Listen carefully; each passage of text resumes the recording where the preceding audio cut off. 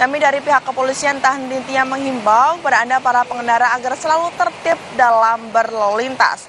Dan berdasarkan data IRSMS Korlantas Polri, angka kecelakaan lalu lintas di seluruh Indonesia dalam 1x24 jam terjadi sebanyak 174 kasus laka lantas dengan rincian 11 meninggal dunia, 14 luka berat, dan 111 luka ringan.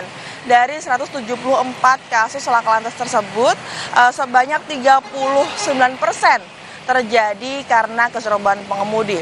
Untuk itu kami dari pihak kepolisian tak henti-hentinya menghimbau kepada Anda para pengendara agar selalu memastikan kondisi dari kendaraan Anda dalam keadaan yang baik dan pastikan kondisi dari fisik Anda dalam keadaan yang prima sebelum melakukan perjalanan. Dan saudara, bagi Anda yang ingin mengetahui seputar informasi arus lalu lintas terkini, Anda juga dapat menghubungi call center kami di 15669 ataupun di SMS Center di 9119. So, pelanggaran sebab kecelakaan, keselamatan untuk kemanusiaan bisa tertib dan salam presisi. Demikian Ibda Syahra melaporkan kembali bersama dengan Yan Rahman di studio. Silahkan.